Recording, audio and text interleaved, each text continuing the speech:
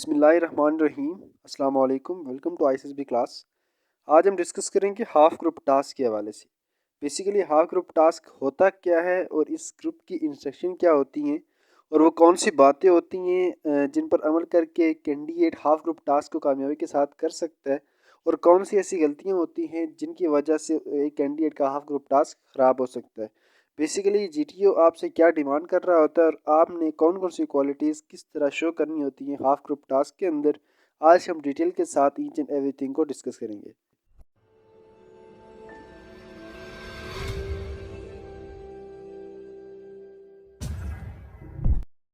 Right, half group task के अंदर आपका जो ग्रुप होता है 10 या 12 मेंबर्स का, उस ग्रुप को दो सब ग्रुप्स में डिवाइड कर दिया जाता है।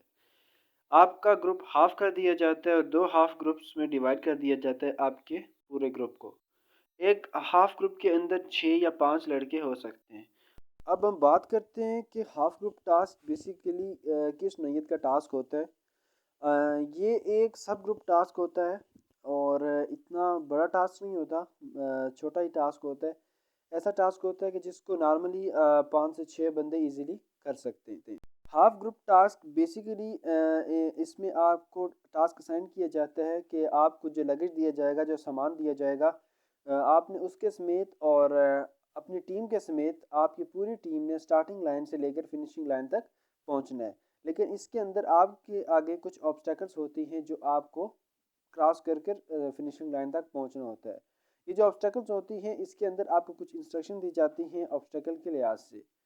बेसिकली प्रोग्रेसिव ग्रुप टास्क और हाफ ग्रुप टास्क की नौइयत जो है वो सिमिलर ही होती है, लेकिन प्रोग्रेसिव ग्रुप टास्क जो होता है वो क्वाइट डिफ़िकल्ट होता है as compare to half group task.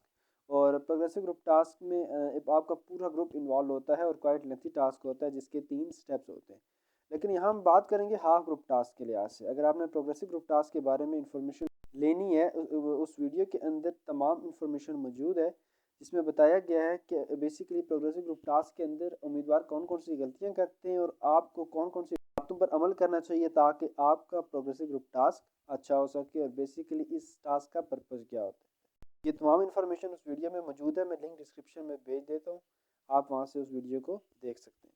बात करते हैं हाफ ग्रुप टास्क के हवाले से। तो हाफ ग्रुप टास्क के अंदर आपको ये इंस्ट्रक्शन दी जाती है जीटीओ की तरफ से, आपका 6 मेंबर्स का या फिर 5 मेंबर्स का एक ग्रुप बनाया जाता है जिसको हाफ ग्रुप कहा जाता है। उस ग्रुप को ये इंस्ट्रक्शन दी जाती है कि ये आपका टास्क है और ये इसकी स्टार्टिंग लाइन है और ये इसकी फिनिशिंग लाइन है। दो ग्रीन लाइन आप देख सकते हैं कि जो इनिशियली एक स्टार्टिंग लाइन है, ग्रीन लाइन, ये आपकी स्टार्टिंग लाइन है और जो एंडिंग लाइन है वो आपकी फिनिशिंग लाइन है। आपको ये टास्क दिया जाता है कि आपने अपने सामान के साथ, जिसके अंदर 2 ड्रम और 2 प्लैंक्स आप देख सकते हैं, ये आपका सामान है और आपने इसको इस्तेमाल करते हुए अपने सामान के साथ अपनी टीम को लेकर फिनिशिंग लाइन तक पहुंचना है। इसके अलावा मज़ीद इंस्ट्रक्शन आपको दी जाती हैं कि ये जो ग्राउंड है ये टोटली आपके लिए आउट ऑफ बाउंड होता है, आप इस ग्राउंड को टच नहीं कर सकते और ना ही आपका लगेज, आपका सामान इस ग्राउंड को टच कर सकता है। इसके अलावा वो एरिया जिसके ऊपर रेड कलर किया गया ये भी आपके लिए आउट ऑफ बाउंड है, ना इसको आप टच कर सकते हैं और ना ही आपका सामान इसको टच कर सकता है। अगर आप या आपका सामान out of bound area, red area को टच करेंगे या ग्राउंड को टच करेंगे तो वो फाउल कंसीडर किया जाएगा। इसके अलावा आप देख सकते हैं कि वो एरिया जिसके अंदर राइट प्लस वाइट का मिक्सचर है, वाइट प्लस रेड एरिया, ये आपके लिए तो आउट ऑफ बाउंड होता है, आप इसके ऊपर पाँव नहीं रख सकते, आप इस एरिया को टच नहीं कर सकते। आप अगर इसको टच करेंगे तो फाउल कंसीडर किया जाएगा। लेकिन आपका लगेज इसको टच कर सकता है, यानी कि आपका सामान इसको टच कर सकते हैं। आप अपने प्लैंक्स को, अपने ड्रम्स को यूज़ करके इसको इस्तेमाल कर सकते हैं। और अगर टास्क एरिया में इसके अलावा कोई और कलर भी मौजूद है, येलो या कोई और कलर रेड के अलावा, तो इंस्ट्रक्शन में आपको साथ ही ये बता दिया जाता है कि ये कलर आपके लिए इनबाउंड है, ये कलर आपके इनबाउंड है और आप इस एरिया को यूज़ कर सकते हैं। इसके अलावा आपको टाइम दिया जाएगा। बेसिकली इसमें 15 मिनट आपको टाइम असाइन किया जाता है आपके ग्रुप के लिए। 15 से 20 मिनट टाइम, एवरेज टाइम 15 से 20 मिनट हो सकता है, 15 मिनट भी हो सकते हैं और 20 मिनट भी हो सकते हैं। वो डिपेंड करता है कि on the nature of task कैसे है। नॉट लेस देन 15 और not more than 20, 15 to 20 he time होता है। एक बहुत ही इंपॉर्टेंट इंस्ट्रक्शन आपको जीटीओ की तरफ से दी जाती है जंपिंग एंड थ्रोइंग के हवाले से। जंपिंग एंड थ्रोइंग एक ऐसी इंस्ट्रक्शन है जो बाकी टास्क में भी आपको, कमांड टास्क हो गया, प्रोग्रेसिव ग्रुप टास्क हो गया, जितने भी टास्क होते हैं उनके अंदर भी ये इस चीज़ का ख्याल रखना पड़ता है। जंपिंग एंड थ्रोइंग अगर इंस्ट्रक्शन में आपको बता दिया जाएगा, और बेसिकली जनरली ऐसा होता है कि जंपिंग एंड थ्रोइंग कभी भी आपके टास्क के अंदर अलाउ नहीं की जाती। अब बात करते हैं कि जंपिंग आईएसएसबी के अंदर किस चीज़ को कंसीडर किया जाता है और थ्रोइंग किस चीज़ को कंसीडर किया जाएगा। बेसिकली जंपिंग किस चीज़ को कंसीडर किया जाता है कि जब आप एक नॉर्मल स्टेप से ज़्यादा स्टेप लेते हैं, एक नॉर्मल स्टेप से बड़ा स्टेप लेते हैं और एक नॉर्मल स्टेप से ज़्यादा डिस्टेंस वाला स्टेप लेंगे तो उसको जंप कंसीडर किया जाएगा। इसके अलावा अगर कोई ऐसी जगह है जिसके ऊपर कोई चढ़ना है, ऊपर चढ़ना है, अगर कोई वाल वगैरह है तो उसके ऊपर अगर आपके दोनों पाँव हवा में आ जाते हैं तो वो भी एज ए जंप कंसीडर किया जाएगा। उस चीज़ को कंसीडर किया जाएगा जब आप एक प्लैंक या कोई चीज़ अपने फेलो चेस्ट मेट को पकड़ाएंगे, तो अगर एक सिरा आपके हाथ में है और दूसरा सिरा उसके हाथ में है, आप उसको पकड़ा रहे हैं, तो अगर एक सिरा आपके हाथ में है और आपने उस चीज़ को वहाँ से ही ड्रॉप कर दिया और वो चीज़ कुछ सेकंड्स के लिए हवा में गई है, तब उसको किसी ने नहीं था पकड़ा हुआ, तो उसको एज ए थ्रोइंग कंसीडर किया जाएगा। उस चीज़ का एक हाथ में होना लाजमी, या तो आपके हैंड में होनी चाहिए या आपके फैलो के हैंड में होनी चाहिए, और चीज़ हवा में नहीं होनी चाहिए। अगर वो चीज़ हवा में होगी तो उसको थ्रोइंग कंसीडर किया जाएगा। अगर आप जंपिंग एंड थ्रोइंग करेंगे तो ये आपके टास्क के अंदर फाउल कंसीडर किया जाएगा। अलावा एक बहुत ही इम्पॉर्टेंट बात के टास्क के दौरान भी जीटीओ आपको इंस्ट्रक्ट कर सकता है, वो आपको इंस्ट्रक्शन दे सकता है, आपको कुछ सवाल कर सकता है, आपने मेंटली वहाँ पे अलर्ट रहना है। हो सकता है कि वो कलर जो उसने पहले शुरू में आउट ऑफ बाउंड किया था या इन बाउंड किया था, हो सकता है कि वो बाद में आपके लिए उसको चेंज कर दे।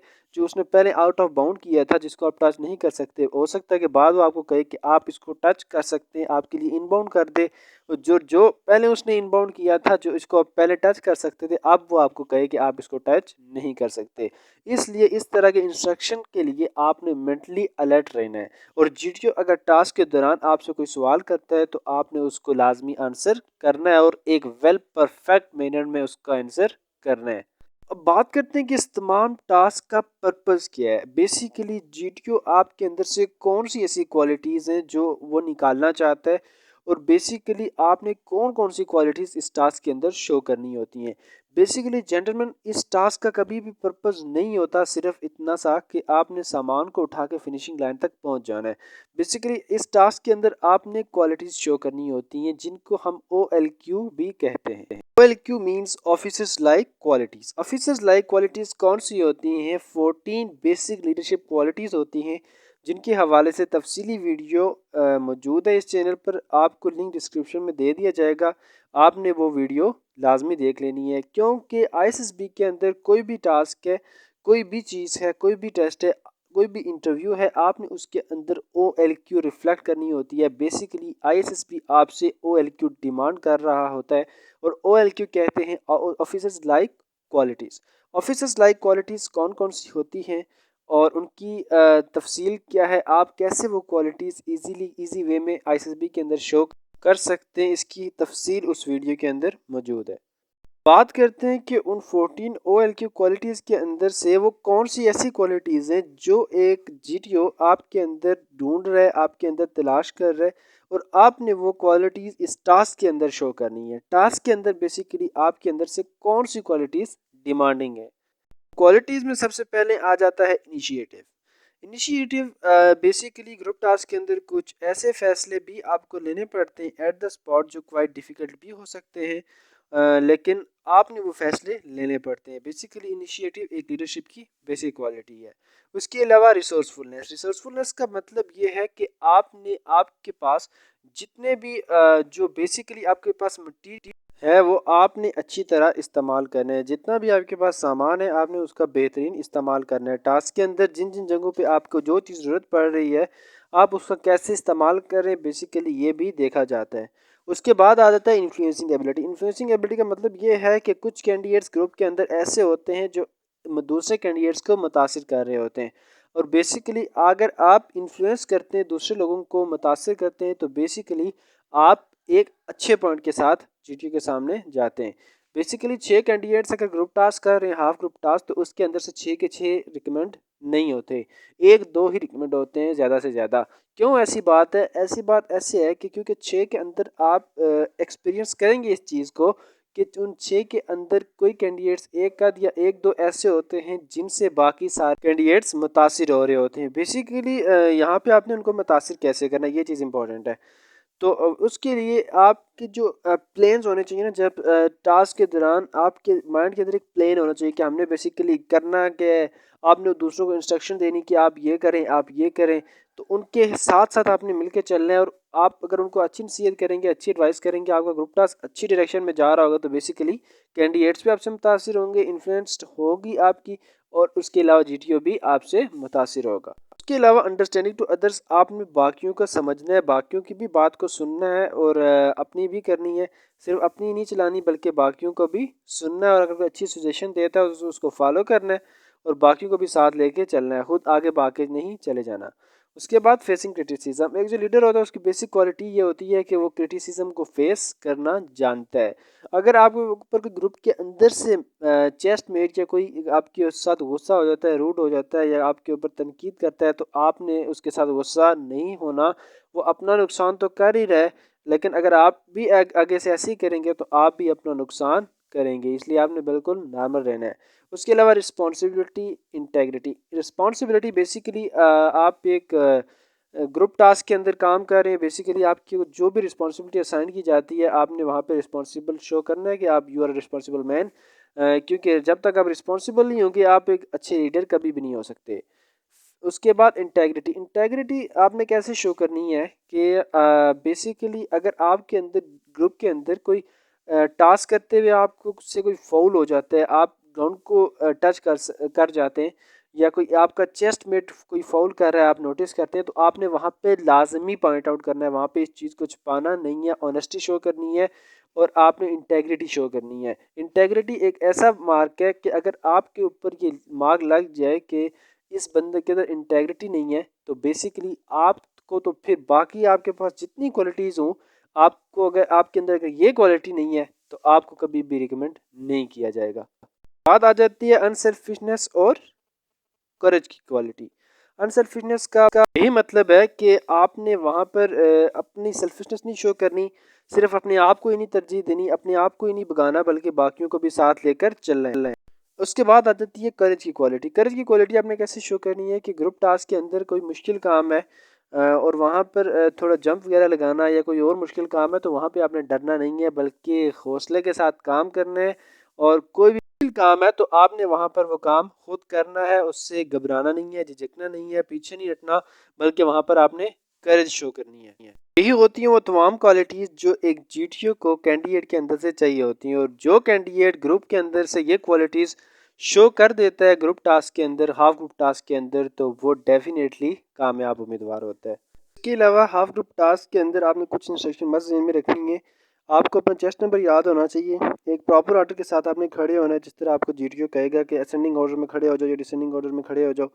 उसके बाद अच्छी तरह खड़े होना है, जेंटलमैन की तरह खड़े होना है। आप एक ऑफिसर बनने जा रहे हो तो be like a gentleman. Listen to the GTO very carefully, organise your plan. First of all जब जीटीओ इंस्ट्रक्शन देगा तो उसको आपने वेरी केयरफुली सुनना है, और माइंड के अंदर एक जो थोरली प्लान होता है वो आपने स्केच कर लेना है माइंड के अंदर।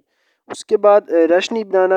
अगर 4-5 बंदे इकट्ठे बोल रहे हैं तो वहाँ पे नहीं बोलना, इस तरह का रश नहीं बनाना, नॉर्मली बोलना है, तहम्मुल के साथ बोलना है, लेकिन इतना भी सब्र नहीं करना कि ग्रुप सारा बोल रहा है और आप चुप करके खड़े हैं। उसके बाद try to take initiative, initiative लेना है। कोई भी बात है वहाँ पर अगर ग्रुप खामोश है या कोई भी ऐसा चक्कर है तो वहाँ पे आपने आगे आना है और आगे आने की कोशिश करनी है, इनिशिएटिव लेना है, फैसला करना है, डिसीजन लेना है। Try to influence others, other लोगों को मुतासिर करना है। उसके बाद listen to other mates also, other लोगों को भी सुनना है और एक प्रॉपर प्लान बनाना है सब ने मिलके। ग्रुप टास्क शुरू करने से पहले एक प्रॉपर प्लान के साथ आप लोगों ने चलना है। उसके बाद जीटीओ की तरफ कभी भी नहीं देखना और मेंटली अलर्ट रहना है। Do not try to run around with the team. उसके बाद कि कभी भी अकेले भागने की कोशिश नहीं करनी। ऐसे नहीं करना कि टीम अभी आधे रास्ते में खड़ी है पीछे स्टार्ट पे और आप आगे भाग भाग के आगे जाने की कोशिश कर रहे हैं अकेले। टीम के साथ रहना है क्योंकि ये एक ग्रुप टास्क है। उसके बाद यह है कि try to dominate in team, team को इन्फ्लुएंस करना है, टीम के अंदर एक डोमिनेट पोजीशन अपर हैंड पे रहना है, अदर लोग जो है आपकी बात सुन रहे हो और आपकी इंस्ट्रक्शन को फॉलो कर रहे हो, एक इस प्लान के साथ आपने चलना है। उसके बाद जीटीओ कॉल को सुनना है, टास्क के दौरान अगर आपको जीटीओ को इंस्ट्रक्शन देता है तो आपने उसको लाजमी सुनना है, अपने काम में मसरूफ नहीं रहना, मेंटली अलर्ट रहना है। उसके बाद try to lead from the front, always lead from the front in every task, और ये एक लीडर की बेसिक क्वालिटी होती है।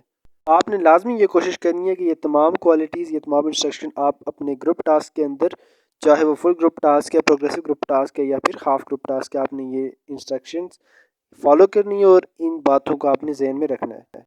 आईएसएसबी की प्रिपरेशन के हवाले से तमाम वीडियोस, तमाम इंफॉर्मेशन आपको हमारे चैनल पर मिल जाएगी। आप हमारे चैनल को सब्सक्राइब कर दें ताकि हमारी हर आने वाली वीडियो आपको मौसूल हो सके। Thank you.